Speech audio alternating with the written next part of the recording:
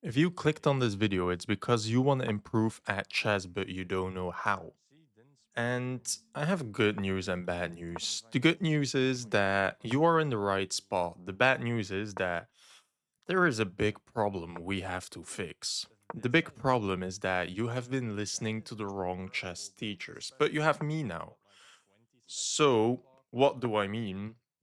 In the previous video, I already showed you that most chess teachers will just show you that you don't have to memorize your openings, and then they will act as if they're thinking and play 15 best move theory moves back to back to back to back to back.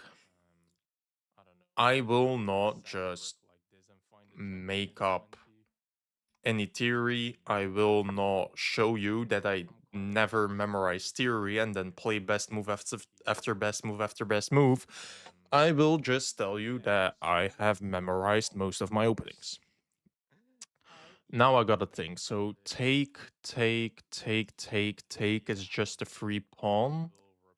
So what's your plan after take, knight take? I have take with an attack on the queen. You can take back. That's indeed a problem. So if I take the knight first, you probably take with the bishop or the rook. I can take, you take, and I can take. So my opening wasn't the best. After e4, you have c6. If you're confused, this is my opening course. Most chess teachers tell you to not memorize your openings and stuff. I very much say that you should memorize your openings and you should understand them deeply. So I'm making a course for you. Don't worry, got you back.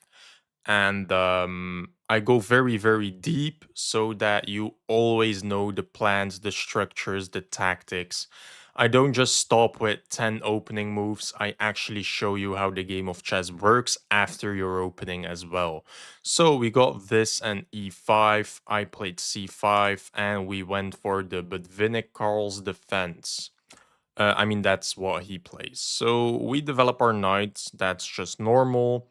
And here our opponent played f4. After f4, you should take. We will see in the analysis why. It has to do with takes and b4 being too strong, and any a5 can be met with a3 to further defend everything. So I should have taken first because takes with b4 is way too strong. And after takes and takes, I had to know this h5 ID. a5, h5 I meant, further clamps down on g4. Make sure that if something arrives on f5, it cannot get kicked. But I mean, it's fine. My opponent just develops, and I develop the knight like this. Then knight can just develop. We develop the bishop. Knight develops. We just develop the structure. And other than that, we just go into a quite normal Carcom. In this variation, we play our queen to b6. Sometimes a queen on b6 is not that good, but usually it's not that good when there's still a pawn here and you have this pawn chain going, because if you have the pawn chain going, that is what's called a Carlsbad structure. A Carlsbad structure, you will get attacked on the side where he has the most space, and you will attack him where you have the most space. So this pawn chain indicates where you want to attack, and you will start a minority attack, which means that in this pawn structure, you will launch these two pawns to attack all 3/4 of these, trying to trade your pawns off and create a weakness. But that happens a lot in the exchange variation. In the exchange variation, you usually just develop the pieces, keep your king safe, start a minority attack, create a weakness, win the weakness, then you have an extra pawn, and then you have to convert that your extra pawn is a passed pawn. Once your extra pawn is a passed pawn, you have to trade pieces to the best of your ability and the pieces that will benefit you the most. Think about which pieces will push the pawn and which pieces of him will blockade the pawn. If it's not that useful for you but useful for your opponent, trade it off. And then push the pawn, preferably without queens and with your king quite close. So let's say he just develops the queen, we will develop the bishop, he castles, we can further advance the bishop and advance again. And here he cannot take because the queen's hanging, so he attacks.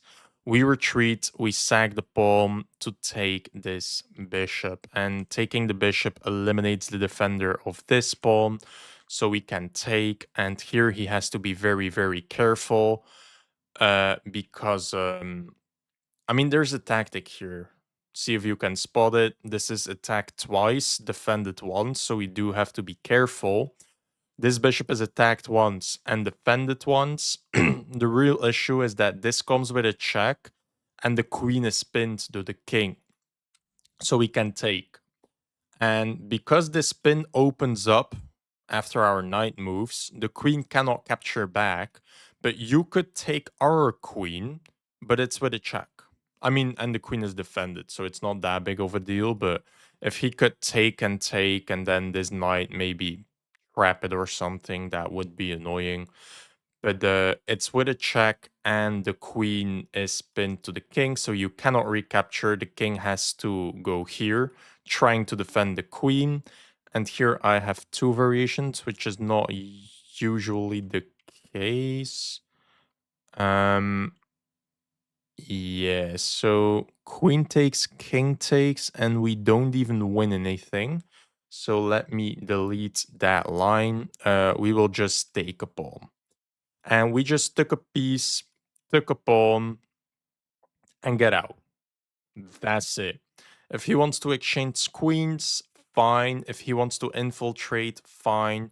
Just make your position very stable. You probably heard a lot of chess teachers say, stabilize your position. That's very vague. I will just tell you, make everything very, very solid. After like queen takes, you will have to take with the pawn. After this rook gets in, you could either try to defend the b pawn, but that will be very slow and not active. I would try to make castling happen, but the bishop's hanging, so I would probably play something like knight to d5. Knight to d5 shuts off a file, make sure that the rooks cannot connect, and yes, he can have a pawn, but the bishop's defended, this pawn's defended, then we will be able to castle and we just sack the b7 pawn. Excuse me. Thank you if you say bless you. So, um, after something like take, or gets in, I would go for a move like knight to b5, defending the bishop, defending the pawn, giving up the doubled b7 pawn, but then we can castle and we only gave away one doubled pawn while we are up a pawn and a bishop to make everything very solid, very easy, very safe, and then we only have an extra piece. How you win an extra piece is you should win a pawn and make a passed pawn. So I would say gang up all of your pieces on the e5 pawn, win the e5 pawn, and then push your passed e pawn. Or start a checkmating attack. Always the same. So that is a line that could occur. Yes, that was like a what I think 19 move sequence. Do you have to memorize everything? Of course not. But you should know the tactics that exist. You should know the plans that exist, the structures, and why you play your opening. That's why I always tell you memorize and understand. The first, whatever you moves you want to memorize, memorize them. If you don't want to memorize a lot of moves, then just memorize the first 5, 6, 7, 8 moves. Or and after that, it's just go through the lines, understand the position, understand the structure, understand the plans, understand the tactics, and make sure what to do and how to play. That's why you're here. That's why I think my course is very helpful. And I'm very excited to publish it. If you are interested in the course, let me know in the comments and let's go back. That's a free pawn. Yes. What's the plan? Take back. I don't know which knight I should take. um, I think I should take with this knight. Otherwise, this check could be annoying. Although after take and check, I can just block. But which knight should I take? If I do this and you do that, I can just take with a check, you take back, and then save this knight. Um, Maybe I should take with this knight because then I can still play bishop f7 and try to fight for h4 with the knight. Um, I mean, after I win this pawn, this knight will just get in the way of the c file, so I think I'll take with this knight to open up the c file, which should be in my favor, and I can develop the bishop, develop the rook, maybe. I mean, if he blunders it, I might have some double check ID. Imagine he just doesn't really do much. I can do bishop to c5 and then taking the bishop with a double check. So, let me develop the bishop with a big threat. I'm thinking bishop here, take this bishop with a check. Oh, you cannot put the bishop there, I just control that. So probably the king will have to move, and then I developed a piece and you had to move your king, which obviously is in my favor. Then I could develop the rook, I could castle, I could develop the queen to multiple squares. Although queen to b6 is met with knight to a4, so maybe not that. What if I do this? I'm attacking this pawn, I'm pressuring your king, and I'm preparing this check. And I always want to develop my pieces while attacking and threatening something. So the point is that I want to put my queen here. I don't really have a move that I think it's bad. I mean, he doesn't really have a response, I think. So he will just try to develop a piece, except I have a threat, and he has to think about the threat.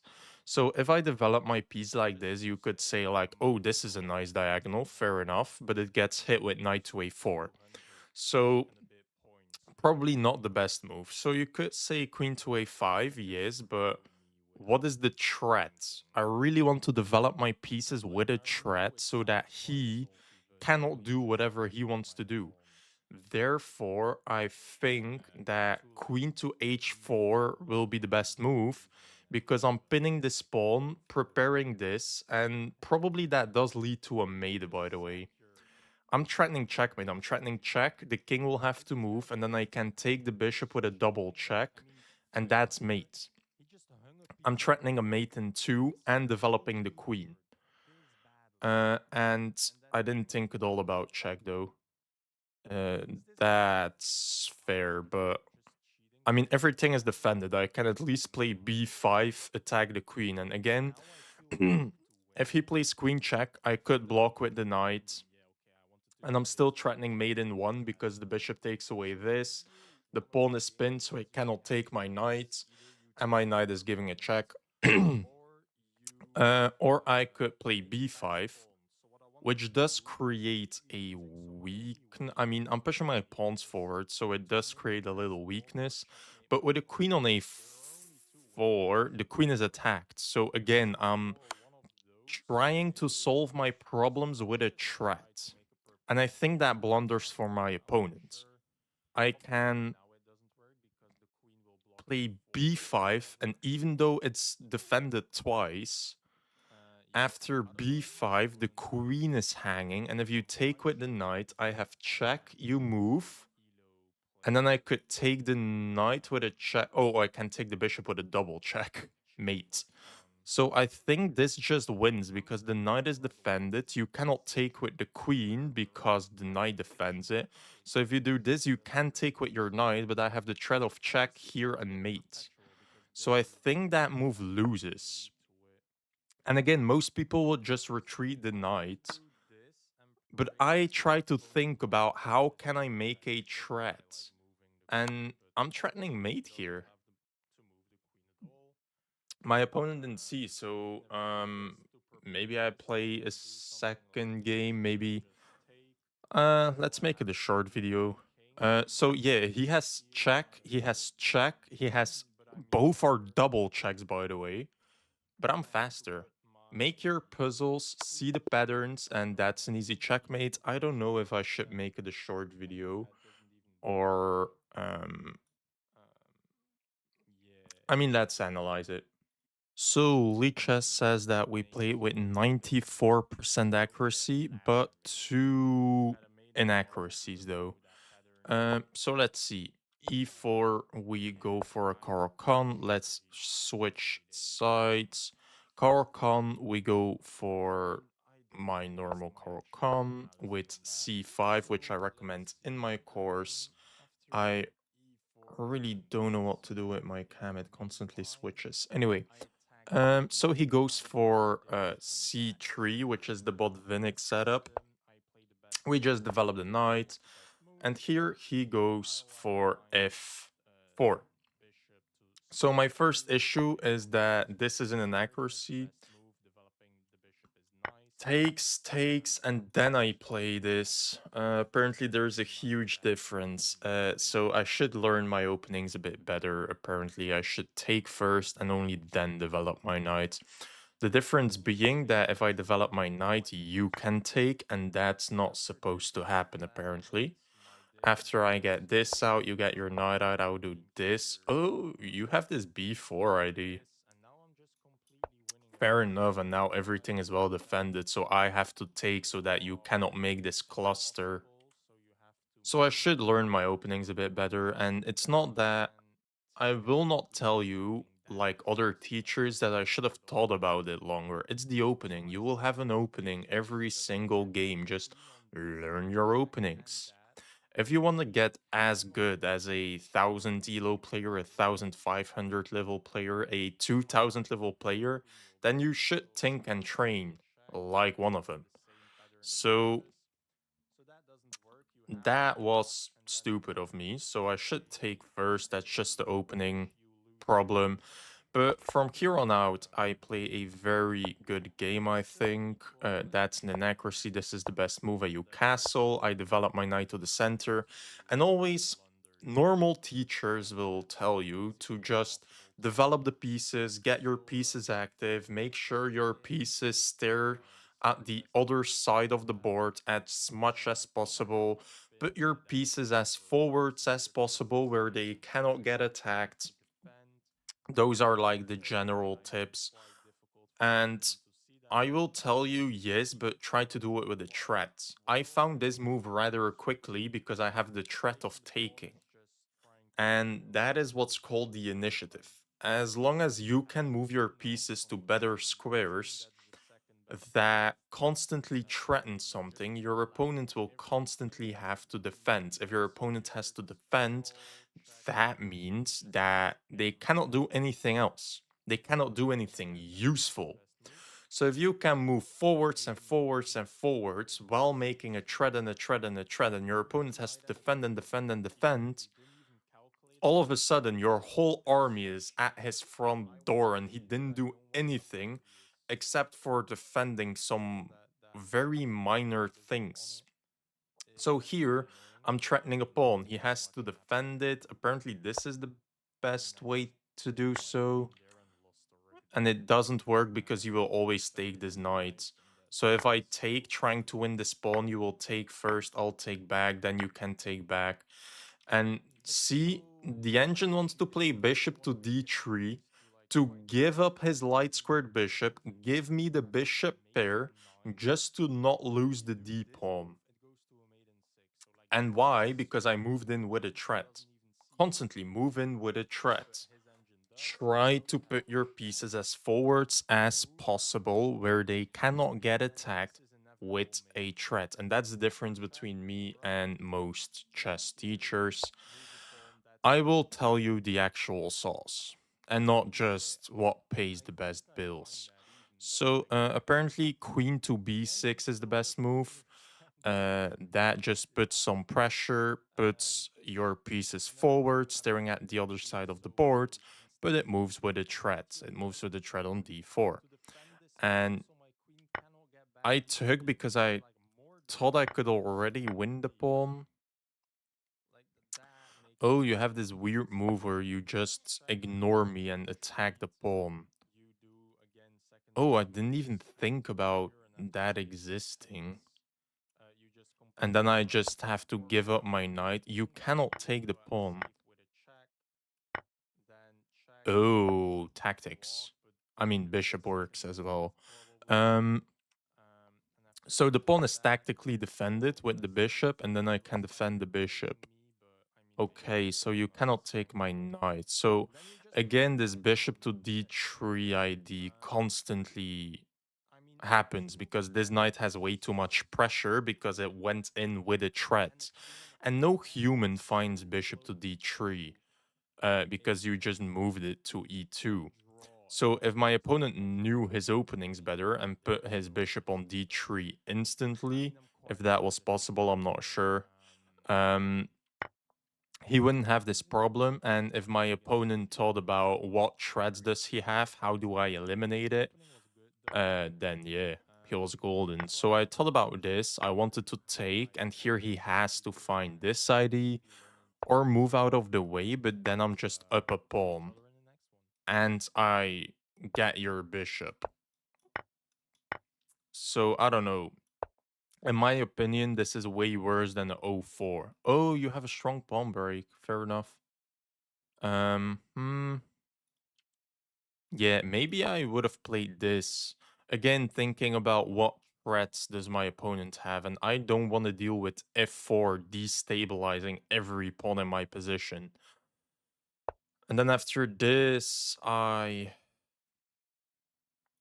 in quite a passive position, even though up a pawn, but I mean, obviously we're winning, but the engine can draw this. I don't know. We just have a passed pawn and an extra pawn. Everything is symmetrical except for a clean protected passed pawn, and the pawn chain cannot be attacked. So I don't know. I would say that we're totally winning there. Just trade some pieces to make it easier. So our opponent messed up. I mean, valid because you have to find this weird ID after taking with the rook. So we just have a free pawn. He takes back, and I did take with the correct piece. This fails to. I think just not having a threat. I think it comes down to the same thing that we have to take like this because the engine already sees that we have a threat with the bishop on the king.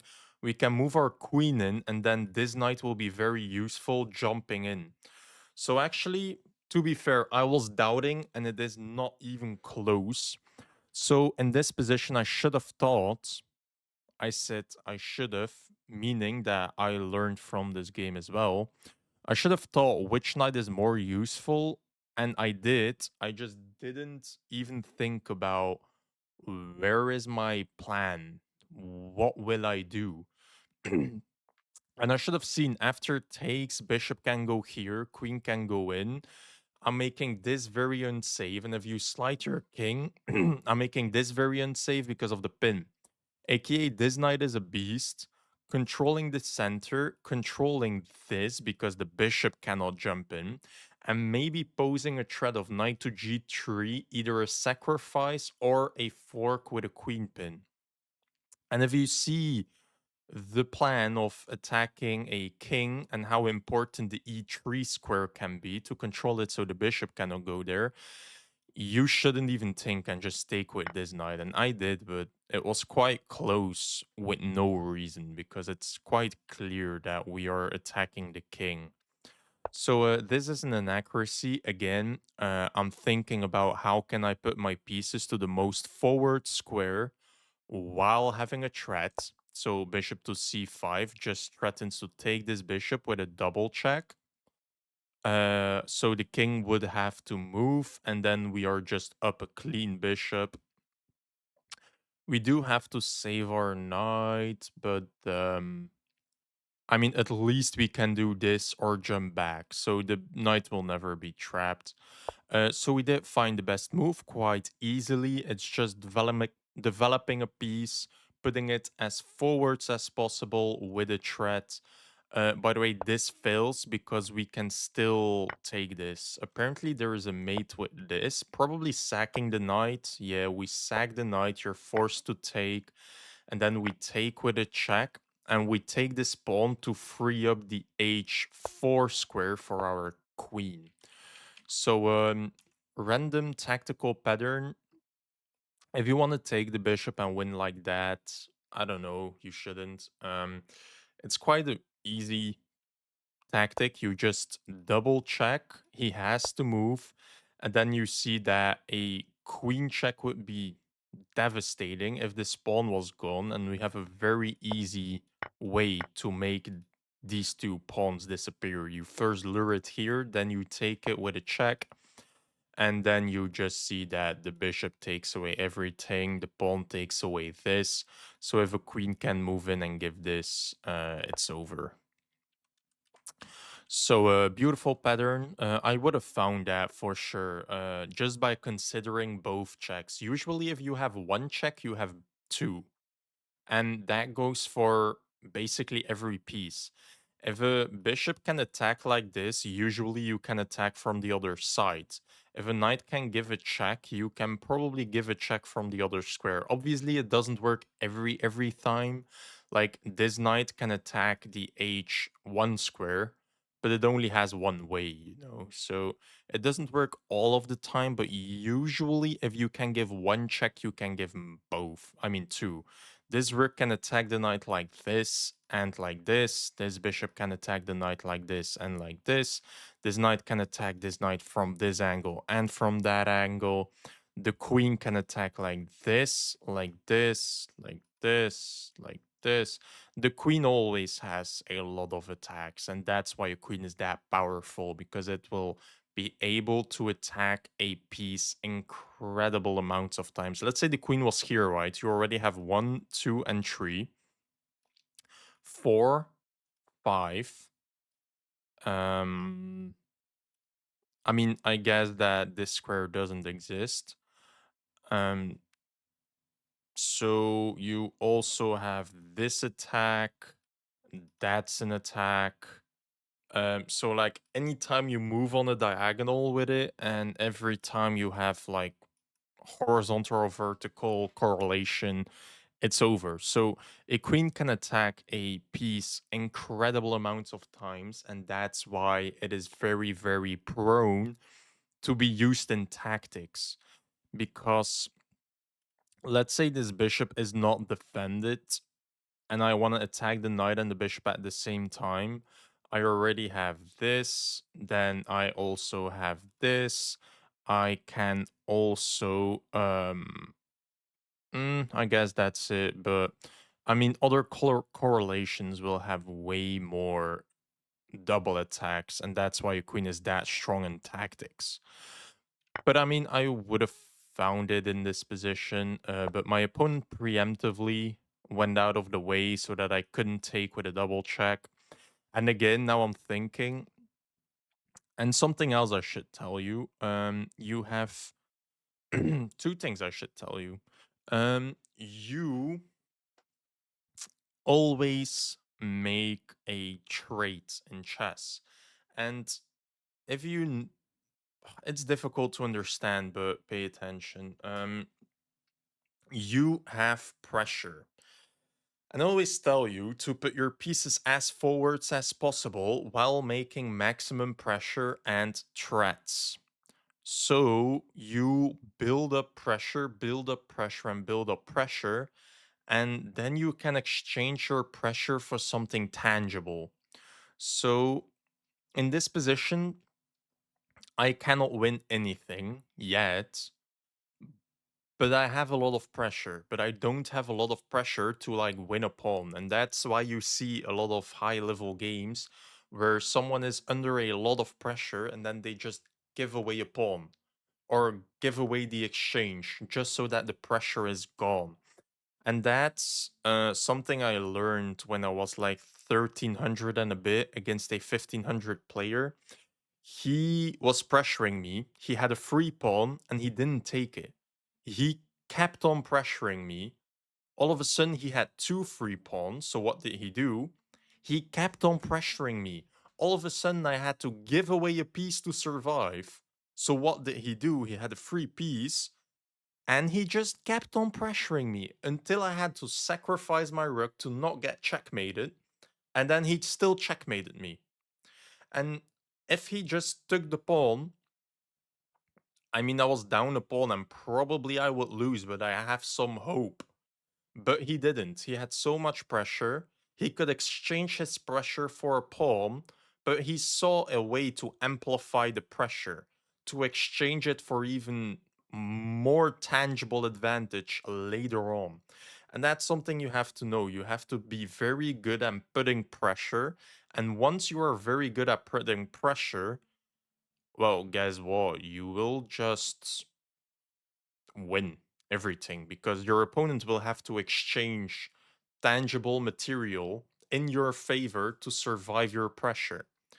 And the second thing I want to tell you is that there are only two ways to win a game of chess, and it's either by checkmating your opponent or letting him resign. The only way your opponent resigns is if he thinks that checkmate is inevitable. So that means that you should go for checkmate, but sometimes it's very difficult to go for checkmate, and the only other thing you can do is promote a pawn. So you only have two ways to win a game of chess, either with a checkmating attack or a passed pawn. So in this position, I should choose a plan. Either I take this bishop and try to push my passed pawn, which is valid, but it's not the strongest plan. My strongest plan is again move my piece forwards with, you guessed it, a threat. I have the threat of check, you have to move, and this is mate. I probably have way more threats, but that's the simplest and best. And again, I now have pressure, so my opponent has to do something like this. And then the engine finds take, and move. You have to move the bishop. I can just castle. You have to move the knight. I can take the file. You have to move a pawn. I can move the bishop. You have to move the queen. I can get my rook in. And now you saw that all of my pressure is almost gone. And why is it gone? I exchange my pressure for, in this situation, two pawns. Now I'm up two pawns and I have way more active pieces. So I got a lot of pressure, but I exchanged it for two pawns and more activity. And after take and take, my queen is a bit less active. You can just move. I take the file. You can attack the rook. I'll attack your queen. And apparently I can sack my rook, but let's say I just move the rook for simplicity. In this situation, I control the only open file. My bishop is sniping everything and still defending my king. My queen is ready to jump in for any attack, and from the moment that this bishop moves, I also have this pressure on f4. And I'm up two pawns, so I have a clean passed pawn that could win me the game, or I could start a majority attack to create another passed pawn that will win me the game. And how did I get to this position? It's because I constantly moved with threats. I activated my pieces, controlled squares on his side of the board, put my pieces as forwards as possible where they cannot get bullied away while making threats constantly. And then my opponent had to exchange his king safety, two pawns, and activity to not get checkmated. and then I'm completely winning because your king is weak, aka trading pieces will be in your favor, except I'm completely winning because of my two pawn advantage, which they will be both best pawns. And yeah, trading pieces is in your favor, but in your disadvantage, and I still have more activity. So it's over. And then again, my opponent did this check, and I told you most people would just play knight to c6 because it's a bit complicated. That this knight is kind of hanging and this check is annoying, but try to move with threats. Try to move with threats. This knight is very active and very well defended. I'm not scared of losing this knight. And again, I can move with a threat. You do have to understand that this is attacked twice and defended once, but it is defended with a lower rated piece, which makes a big difference. I don't understand how this is not checkmate. Check, move, and check? That doesn't lead to a mate, okay. Oh, because you take with the rook and defend the bishop. Take, take, take. Yeah, fair enough. So you do have to understand this concept, which I struggled a lot with in my like 1,000 elo times. It is attacked twice, but defended once, but it's defended with a knight. So if you capture it with anything else than a knight or a pawn, you will lose the exchange. So if you take it with the knight, I have a checkmate that I showed, and if you take it with the queen, well, it's defended with a knight, so you cannot take it with a higher rated piece. So he took it with a knight, and I have a quite easy mate in two. That's why you make your puzzles. And by the way, let's make our puzzles. If you're still here, shout out. If you learned anything, subscribe because I do this daily. And let's show you how I make my puzzles. So I'm not just thinking, oh, check. That will probably be the solution because your only legal move is to move here. Then I have a discovery attack. So I could move my rook anywhere where I want and it will skewer the rook. So that will be it. So let's just do it.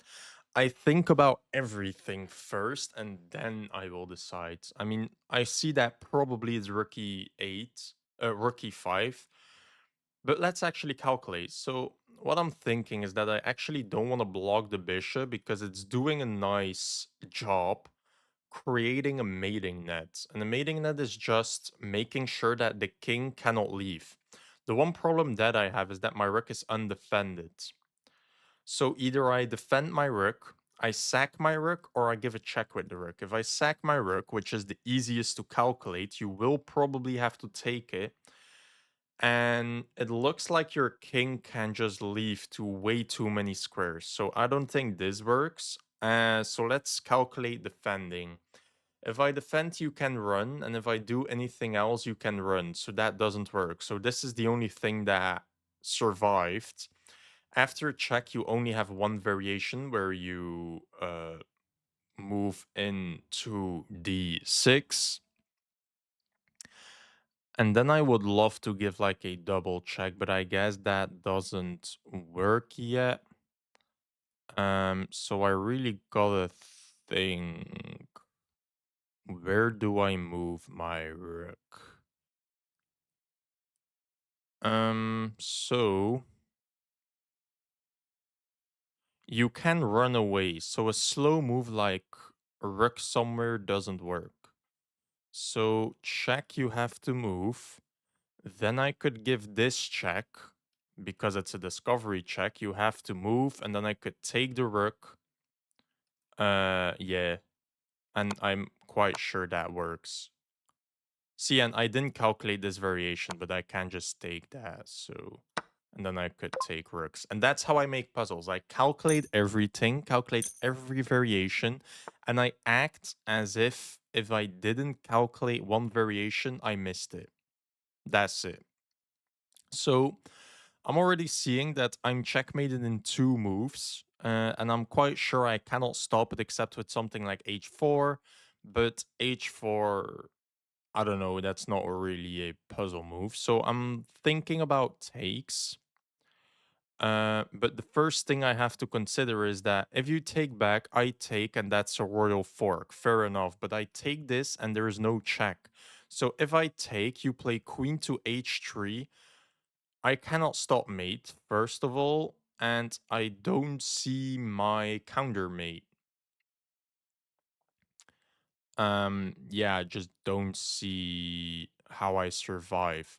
So maybe I have to give this check. You have to take. And after that, I still don't see what I should do. So maybe it is this, but I don't trust it. Um, so what if I take? First of all, you can still do this, and I don't actually have a threat other than winning a knight, but you checkmate me. So that doesn't work. Um, so take, you go here, and yeah, just don't have a threat. I mean, I don't believe that the puzzle is actually to play h4. That's really not puzzle-like. Wait, so what is material? It's two pieces against... Oh, I'm up a rook. So probably the point is that I have to stop mate, but then my knight is hanging. So I give away the knight first, and then I stop mate. Yeah, okay. And now I didn't see this, though. So if you go here, how do I stop? Oh, I just stop your infiltration. Yes.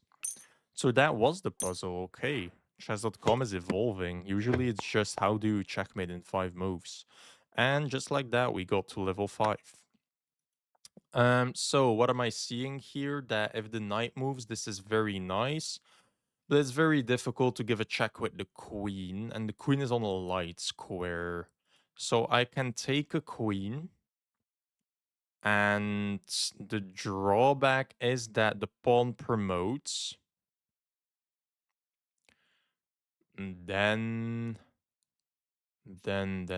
what? So take, promote. Um,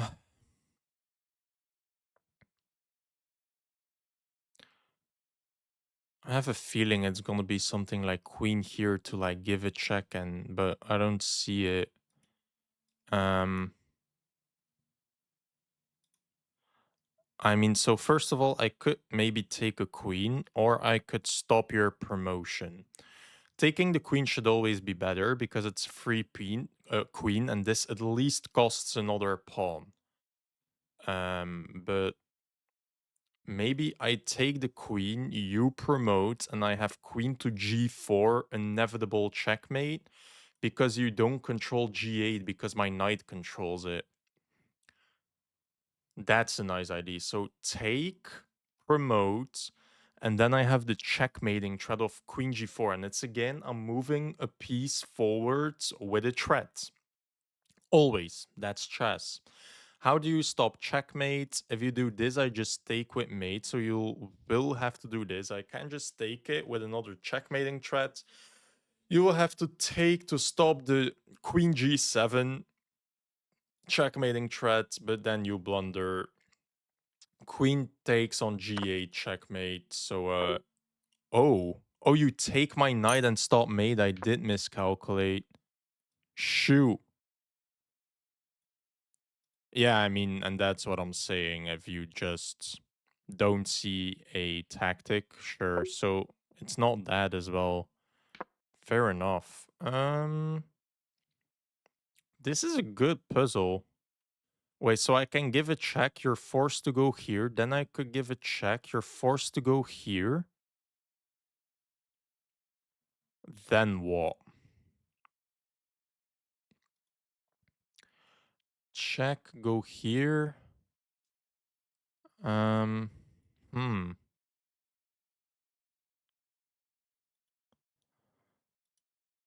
Damn. I'm not kidding. I don't see it yet. So check, you're forced to go here. Check, you're forced to go here. Then I could have a check, but you just take my knight. Um, check, go here. Then queen goes. Oh, yes, of course. And now, huh? What? How do you stop this mate? Oh, the rook is hanging. I didn't see this correlation. Okay, that's just a board vision issue. I didn't see that my queen was attacking the rook. I should have looked at everything that my pieces are doing. That was the issue. So, if you make puzzles, look at every piece and everything that they see. If I saw that in this variation, my queen sees this and my rook stops everything, and that this check is just mate, I could just take the queen, you have to promote, and then I can give a check, luring away this rook so that I can take with an easy checkmate. That's quite a simple tactic, but I didn't see that the queen is. So I'm deflecting this rook from the defense of this rook and from the defense of the king's back rank. Yeah, that's a beautiful puzzle, I cannot lie. So if you learned anything, subscribe, and I will see you in the next one.